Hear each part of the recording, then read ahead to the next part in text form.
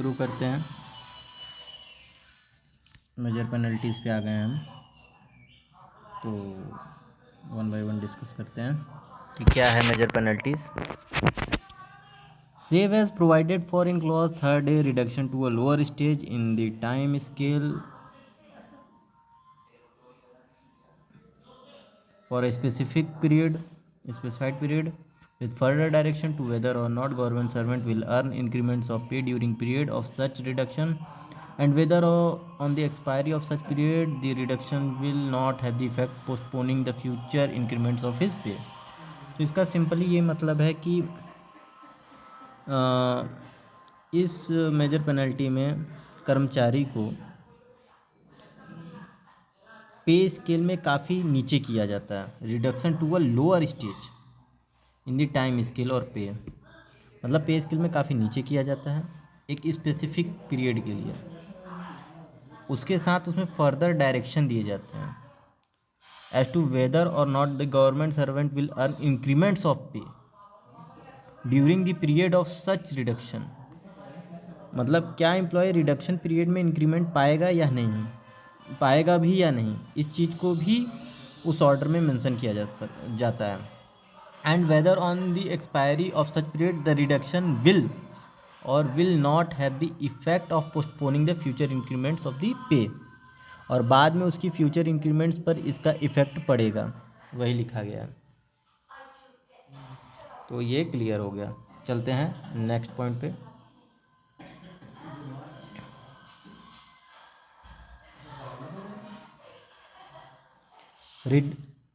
Reduction to a lower time scale of pay grade और service for a period to be specified in the order of penalty which shall be bar to the promotion of the government servant during such period to the time scale of pay grade post service from which he was reduced with direction as to whether or not on promotion on the expiry of the said specified period। आगे क्या है? The period of reduction of time scale post service shall operate postpone future increments of pay if so what extent the government servant shall regain his original seniority in the higher time scale of the grade post or service।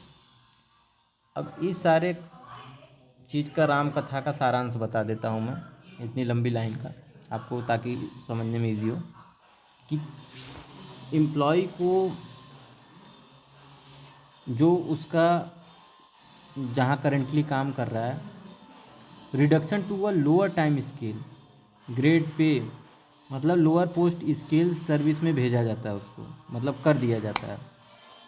ये लिखा है ना, reduction to a lower time scale pay grade post service, order of penalty में mention करके कि कितने time तक उसको किया जाएगा। और इसके अतिरिक्त पीरियड में प्रमोशन भी उसको नहीं मिलेगा, ये लिखा है ना, shall be bar to the promotion of the government servant during the such specified, उस पीरियड में उसको प्रमोशन भी नहीं मिलेगा। अब ये लिखा है कि from which he was reduce with direction, अच्छा उसके अतिरिक्त और क्या डायरेक्शन दिया, weather or not on promotion on the expiry of the set period specified. अब इसके नीचे दो चीज़ें और बताई गई हैं कि the period of reduction of, जब उसका किया गया है reduction time scale grade pay post में, operate to postpone future increments, तो फ्यूचर में जो इसको इंक्रीमेंट्स मिलने वाले उसको भी पोस्टपोन कर दिया जाएगा। And if so what extent, मतलब कितने स्तर तक किया जाएगा, कब तक पोस्टपोन रहेगा, ये भी उसमें मेंशन किया जाता है। तो ये मेजर पेनल्टी के अंतर्गत आती है। इसके अलग बी पॉइंट में लिखा है the government servant shall regain his original seniority in the higher time scale of pay grade post और सर्विस। इस चीज़ को मेंशन करता है कि उसको मिलेगा कि नहीं, उसको बाद में उसका ओरिजिनल पे ग्रेड पोस्ट रिगेन, उसकी ओरिजिनल सीनियरिटी उसको मिलेगी कि नहीं, ये भी चीज़ उसमें मेंशन किया जाता है। आगे चलते हैं। अगला है कंपलसरी रिटायरमेंट करना, ज़बरदस्ती का रिटायरमेंट करना। रिमूवल करना, डिसमिसल करना, ये बहुत यूज़ होता है, removal from service and dismissal from service. तो रिमूवल फ्रॉम सर्विस में बहुत इंपॉर्टेंट चीज़ है कि एम्प्लॉई फ्यूचर में गवर्नमेंट जॉब कर सकता है। डिसमिसल फ्रॉम सर्विस में disqualification for future employment under government, वो भविष्य में सरकारी नौकरी नहीं कर सकता है।